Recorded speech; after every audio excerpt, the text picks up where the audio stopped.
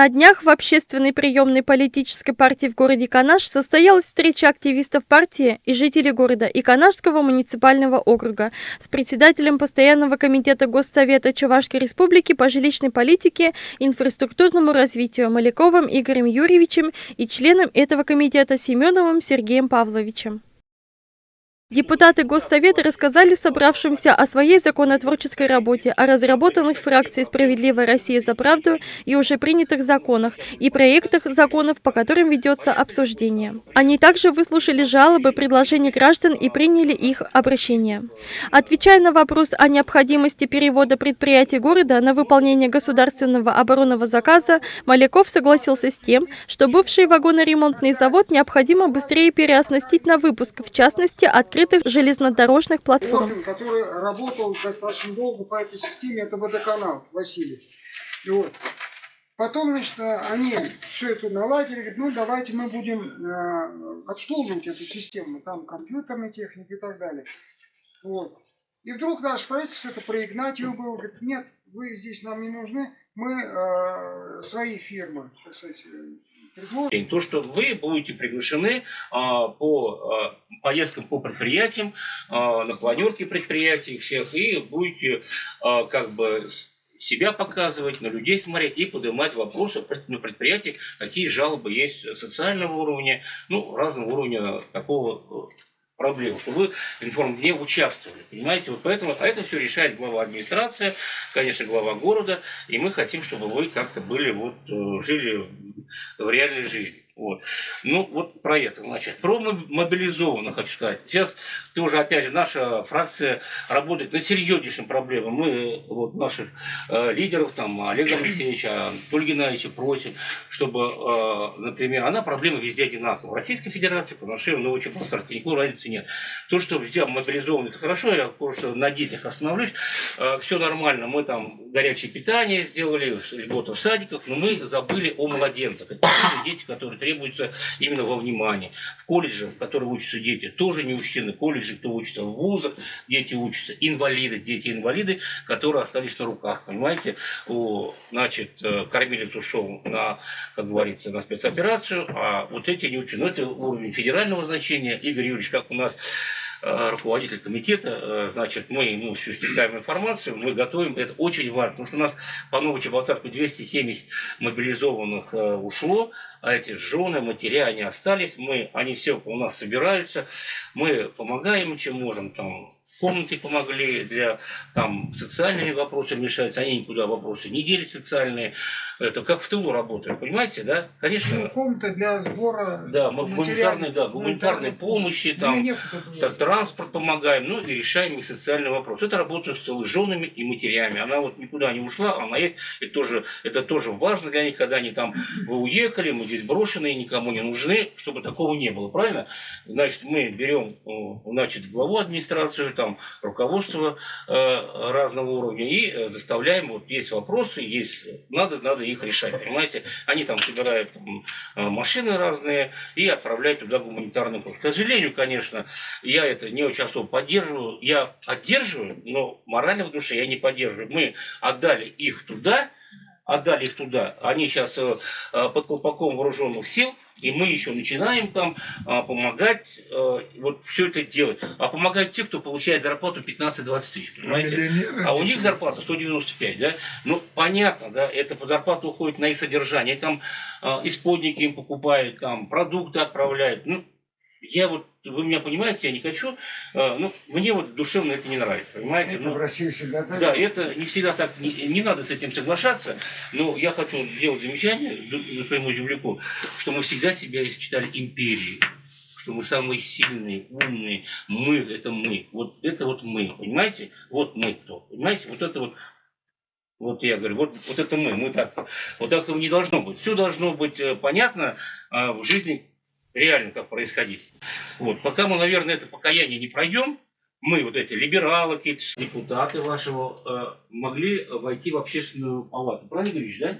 Чтобы они были в общественных палатах округа. Что вообще получает? В городе совет. По Канашу. Инспекция сегодня ограничена в правах, потому что управляющая компания это, в общем-то, бизнес. вы знаете, единственное, что сегодня может сделать управляющая компания, даже если она те или иные нарушения выявит, то в этом случае она может просто указать той или иной управляющей компании на то, что имеются недостатки в ведении. Даже возбудить дело об административном правонарушении она сегодня не в силах. В связи с этим, значит, наш комитет принял решение. Значит, мы должны принимать не только маленькие такие законы, которые дополняют те или иные законодательные инициативы и законы Чувашской Республики, что Федеральная Государственная Дума о том, чтобы вот эта мера, когда даже единственный орган, который, собственно, сейчас может контролировать, потому что прокуратура пишет, а сразу отсылает в госинспекцию. А госинспекция, она бессильна. Поэтому, значит, мы сейчас будем делать обращение в Государственную Думу, значит, о том, чтобы для сферы жилищно-коммунального хозяйства в общем, хотя бы восстановить те нормы, которые она имела около года назад, когда было принято это постановление. Это первое. Второе, на уровне местного законодательства мы уже приняли закон, который существенно расширяет возможности проверок, которые производят госжилинспекция. В каком плане? Раньше она могла только проверять управляющие компании, то теперь, а вот ТСЖ, она, в общем, проверять не могла, а федеральный законодатель говорит, вы можете, значит, проверять и товарищ собственников жилья. То есть, вот мы расширили список того, что может проверять Государственной жилищной инспекции. Выступила также председатель Совета многоквартирного дома по адресу улица Репина, дом 15, Азмуханова ММ о затягивании решения вопроса о переносе сроков капитального ремонта фасада этого многоквартирного дома. Маляков обещал после завершения встречи проехать к этому дому и лично осмотреть состояние фасада. Иванова ЕИ, Восточный микрорайон, дом 9, подняла проблему использования общедомовых и индивидуальных приборов учета коммунальных ресурсов, которые в городе Канаш все больше усугубляются. Школьников ЕВ, председатель Совета многоквартирного дома Репина, 12, поддержал предложение Ивановой ЕИ о пересмотре намерения фракции «Справедливой России за правду» в Госсовете обратиться к Госсовету о внесении в Госдуму Российской Федерации законопроекта о дополнении Жилищного кодекса Российской Федерации положениями, изменяющими порядок учета коммунальных ресурсов ОДПУ и ИПУ. Член Совета МКД улица Машиностроителей, дом 39, Тимофеев В.А. выступил с критикой администрации города Канаш за то, что уже продолжительное время она не проводит никаких учебных семинаров, совещаний с членами и председателями Советов МКД. Даже те из них, которые имеют желание и настрой участвовать в управлении многоквартирными домами и общественном контроле за деятельностью управляющих организаций, испытывают трудности в организации своей работы в соответствии с требованиями законов. Тимофеев обратил внимание депутатов на то, что многие управляющие организации, в частности АО «Канашская городская ярмарка», демонстративно отказываются от участия в заседаниях Совета, не считают нужным проводить снятие показаний ОДПУ, принятие работ по текущему ремонту общедомового имущества МКД с участием председателя или члена СМКД. С его оценкой взаимодействия администрации города и управляющих организаций с низовым органом общественного контроля согласились все присутствующие на встрече. Маляков заявил, что данное замечание обязательно доведет до Государственной жилищной инспекции республики и главы администрации города. Александров МН, улица Канашская, дом 8, подверг конкретной критике руководства и специалистов МПУК ЖКХ, отделов ЖКХ и имущественных и земельных отношений администрации города за поверхностный подход к разработке и утверждению актуализированной схемы теплоснабжения города Канаш. В ней не предусмотрено финансирование реконструкции котельных в хозяйственном ведении МПУК ЖКХ за счет ее собственных средств, выполнение требований жилищного законодательства об учете поставленных и потребленных многоквартирными домами объемов тепловой энергии для централизованного отопления горячей воды. Почти каждая третья котельная в хозяйственном ведении МПУК ЖКХ не оборудована приборами учета подаваемой тепловой энергии и горячей воды на выход выходе и на входе в котельную. Закон об энергосбережении безнаказанно нарушается, теплоснабжающая организация к ответственности не привлекается. МПУК ЖКХ управляющая организация не принимает мер по своевременному ремонту или замене вышедших из строя ОДПУ тепловой энергии и горячей воды в многоквартирных домах. Привел в пример МКД по адресу улица Красноармейская, дом 67, который после ввода в эксплуатацию автоматической котельной со своими приборами учета коммунальных ресурсов непосредственно вблизи дома отключен от централизованной системы отопления. Вот пока мы покаяние не проявим, что у нас общество изнутри прогнило, понимаете? Вот пока мы, тогда, наверное, мы это не поймем, понимаете, что вот что на самом деле есть. Вот вообще, я говорю, округа в общественный совет могли войти. Понимаете? Муниципальные округа сейчас у нас не районы, а округа. И при законодательных органах здесь организуется совет в каждом муниципальном округе. У нас есть в Канаше это есть муниципальное есть, но там вы должны быть. Мы как-то... Да. Давайте я скажу. Давайте я вам скажу это, да. Именно вот мы хочется. Однако МПУК ЖКХ по-прежнему предъявляет жителям этого дома счета на оплату по нормативам потребления для многоквартирных домов, не оборудованных ОДПУ. При этом ни одного нормативного акта города Канаш о передаче этой автономной котельной в хозяйственное ведение МПУК ЖКХ не опубликовано. Справедливость сказанного Александровым подтвердил Хрисанов, житель этого дома, присутствовавший на встрече. Школьников, улица Репина, дом 12, заявил, что МПУК ЖКХ длительное время нарушает порядок размера платы за тепловую энергию жителями домов блочной постройки.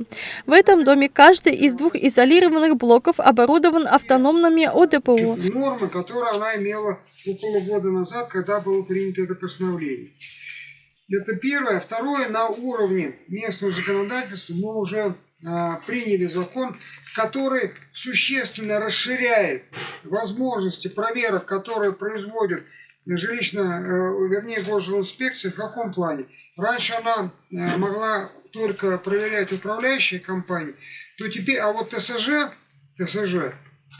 она, в общем, проверять не могла, а федеральный законодатель говорит, мы можете, проверять и товарищ собственников жилья. То есть, вот мы расширили список того, что может проверять государственная жилищная инспекция. Второй момент, очень интересный, который волнует людей чрезвычайно, особенно в связи с последним ростом цен, очень серьезным. Уменьшением покупательной способности, он вновь стал очень острым. Это вопрос о том, что пенсионеры получают различную пенсию в Москве, допустим, или в Ленинграде и там в Чебоксарах, допустим, хотя люди выполняли одну и ту же работу. И работали они не меньше, а может быть даже лучше. И так далее. Но расчет платы за отопление теплоснабжающей организации производится после определения объема тепловой энергии путем суммирования объемов, определенных каждым из двух ОДПУ. При таком расчете нарушается порядок, утвержденный правилами номер 354, что сказано в нескольких судебных актах Верховного суда Российской Федерации. С критикой в адрес управляющей организации ООО «БАМ» администрации города и МПУК ЖКХ выступила и житель дома по адресу улица Промогородная, дом 2. Она попросила депутатов Госсовета помочь в ускорении строительства автономной котельной для их одноэтажного МКД. Соответствующее постановление администрации города не выполнено. Меры, практически воздействие на электорат, при помощи манипулирования, потому что закон «разделяй и властвуй», он как действовал, он так и действует до сих пор. Серьезное беспокойство людей вызывает также и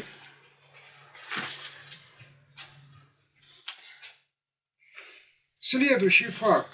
Вот мы, от фракции где-то уже более 2 месяцев назад в адрес руководства Государственного совета направили следующее обращение. Ни для кого не секрет, что в обществе растет социальная напряженность в связи с резким и многократным повышением цен на все товары и услуги, в том числе на социально значимые продовольственные товары и медицинские препараты, что значительно сказалось на Чувашской республике, в которой никакая заработная плата и, соответственно, пенсия у преимущественного количества лиц пенсионного возраста. Также в очередной раз мы подчеркиваем необходимость решения вопроса в Чувашской республике по льготному обеспечению проезда пенсионеров, в частности, в пригородном сообщении и для поездок на садово-огородные и на личные подсобные хозяйства, несмотря на неоднократное обращение этих граждан. Я хочу сказать, что сейчас близится весна, вот у меня только вчера был прием в город Чебоксары, ко мне пришли представители аж 3 садово-огородных товариществ, у которых у одних имеется вопросы по поводу электроснабжения, но больше всего людей волнует вывоз мусора с участков, потому что на многие участки машины не могут добраться. Вот вся эта сфера запущена, замусорена. А самое главное, это дороги, которые позволят добраться до того или иного участка. Поэтому сейчас люди, прекрасно понимая, что в ближайшее время ждать, так сказать, райских кущ нам не стоит, они, естественно, делают ставку на землю, как всегда. Они понимают, что будет картошка, будет капуста, лук, но хоть как-то можно будет продержаться.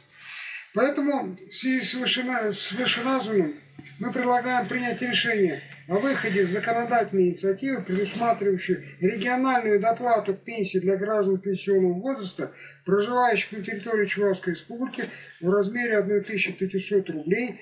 Данный размер надбавки к пенсии считаем обоснованным, учитывая, что только проездной билет на троллейбус в городе Чебоксары стоит около 1200.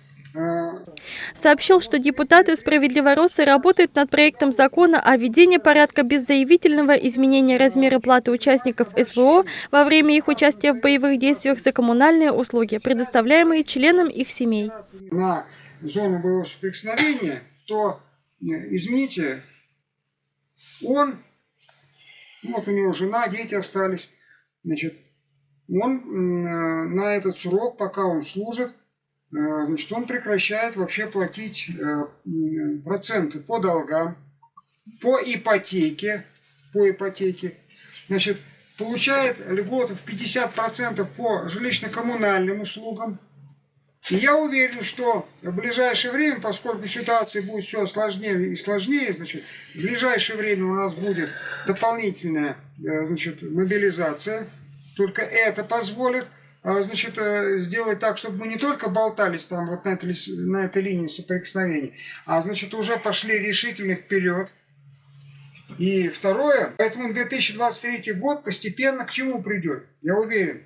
Если человек погиб на фронте, и если он вернулся инвалидом первой группы, то человек, который сейчас на передовой, он должен быть уверен в будущем своей семьи. У них ипотека.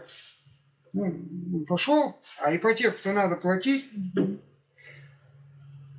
то он, то семья, погиб или он инвалид, и что семья, она освобождается от этой ипотеки, она получает эту квартиру, за которую она платит.